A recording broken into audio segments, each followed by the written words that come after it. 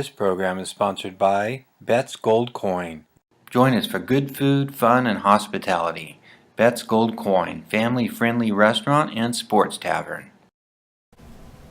Hi there, Bob Orchard coming to you from Old Town Mariposa. And I have with me today Susette Prue. Susette is a candidate for the John C. Fremont Hospital District Board of Directors. I got that right? That's right. We call it the hospital. But, you know, we have to be very formal in these things. Susette and I have been friends for many, many years. Many, many years. And, well, people out there don't know you quite like I do, Susette, so maybe you could tell me a little bit about yourself. Well, I like to tell people that I've only been living here for 34 years. Oh, living. But I do have ties to families that came here in 1850, and also family in Tuolumne County. And they were involved in cattle ranching and gold mining, so I have a deep respect for the history of Mariposa County. But I am running for the hospital board, and thank goodness we don't practice medicine like we did in 1850. We're looking toward the future, and there's a lot going on in the future in healthcare. But I have to tell you, most of my adult life, I've been in accounting and business management, and I got involved with the hospital because healthcare is my passion. As a child, I was a Brownie and a Girl Scout, and they taught you about the value of community involvement and volunteerism. And also as a kid, I had some unique properties in my blood system, and so the Mayo Clinic asked my family if I could be part of a research project they were doing, and ever since then I've had a deep abiding interest in medicine. So when I came to Mariposa, I was asked to be involved with the Hospital Foundation, and that started in '86. And I did a lot of work with them, as you know. I raised a lot of money, was on their board of directors for a number of years, worked on a lot of their fundraisers, created some of their fundraisers, some that are still going on. And at that time, I was doing things separately from the foundation to help the hospital. At one point, I convinced a hospital CEO to sell bonds to do some major rebuilding at the hospital, and those monies built the current emergency department, totally remodeled the imaging department. They put in all new equipment, put air conditioning in the hospital. Believe it or not, it was early 1990s before they had air conditioning, and they built the medical offices. Most people don't realize that underneath the medical offices we have a large maintenance department and a purchasing department. So that was a significant thing that happened for Mariposa. It was really good for the hospital and for the citizens. And then it was some years after that that there was an opening on the board. I was asked to apply, and I did. There was one other candidate, and they chose me. At the time, the hospital was on the verge of filing for bankruptcy. It was pretty serious. And so they asked me to be in charge of a sales tax measure. And we had a rigorous campaign, and 68% of the voters approved it.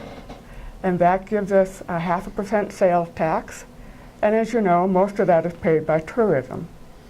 And that is significant. Without that sales tax, we would have to close the doors. Our fiscal year ended June 30th. We lost a little over $1 million in operations last year, which is typical, but our sales tax was about $1.3 million. That covers our losses every single year. That sales tax enables the hospital to stay open. That's fascinating background you have about the hospital. And staying open is why we're here. You bet. And why we're involved. You bet. That hospital is a major economic driver in this county. We've got 200 jobs. Many of them, most of them I would say, are well-paying. They've got good benefits.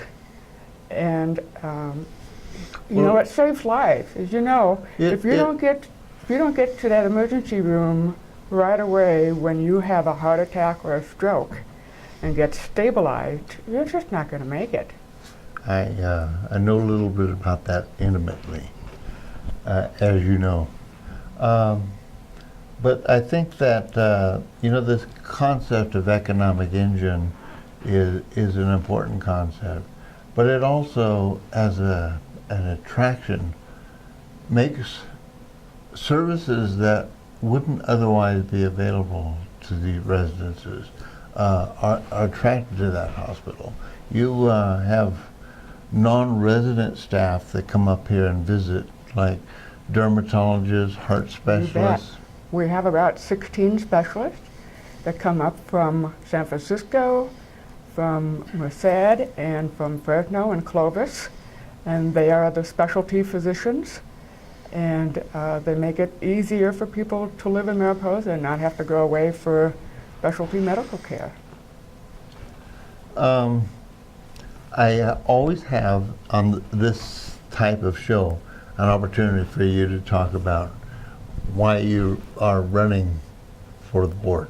This is a huge commitment of your personal time. Yes. It's a great passion with you, and maybe you could talk to folks out there a little bit about that. Yes, you know, it is a commitment. It does take a tremendous amount of time. I go to about 3 meetings a month. There's a tremendous amount of reading to do. There's meetings to go to throughout the state during the year. Sometimes you have to go to Sacramento and advocate to get a bill passed.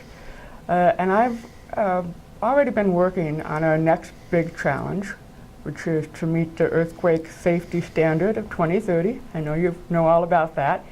And you know, last year I introduced the concept of design build to the board of directors. It's a way to construct a hospital, maybe save 15 to 20%, and they liked the idea. But the state law had to be changed. So a bill was introduced in January, it passed, and a month ago the governor signed it. So that's one step that's been taken towards our project, which is very complex. Healthcare is the second most regulated industry in the country. The most regulated is the nuclear industry. And healthcare construction is particularly involved and challenging and tremendously expensive. The regulatory processes that you have to go through are much tougher than just going to your local building department. Mm-hmm. And it takes, you know, it can take a whole year just to get your plans approved in Sacramento. And typical cost is $650 a foot, which is outrageous. It's tough. And we're trying to figure out how we're going to pay for this. So a few months ago, I suggested to our CEO, who's in charge of all operations, Alan McPhee, that we hire an outside financial consultant to look at our financials under various scenarios. If we did this, what would happen? If we did that, what would happen? And that way figure out what we can maybe afford. And he agreed that was a good idea. Last month at the board meeting, the board agreed and gave him direction to go ahead and hire this consultant. It's someone we've used several times in the past with great success. And hopefully we'll have some results in a few months and have a little bit better idea of where we can go. But I think it's going to be helpful to have people with a little bit of knowledge of the process. And also we have been told by various firms that do financing for hospital construction that we get scored not just on our financial statements, but also on our executive team and our board of directors. And one of the things they want to see is stability. So if we suddenly have a lot of new board members, we get a lower score, and that can make the interest rate go higher, and you know that's not a good thing. I feel like 4 more years we'll have a solid path to building that new facility. And if I am reelected this time, I've already announced that I will retire in 4 years. We should be settled then, and I will feel much better. I'll, to a degree, feel like my life's work is complete. This is amazing. People to make your commitment. My hat is off to you. Thank you. And for you folks out there, remember November 9th, 8th? 8th, Tuesday. second Tuesday in November. Register to vote. You still have time. So thank you for joining us today, and we'll be seeing you again soon. Suzette, thank you for joining me. Thank you very much, Bob.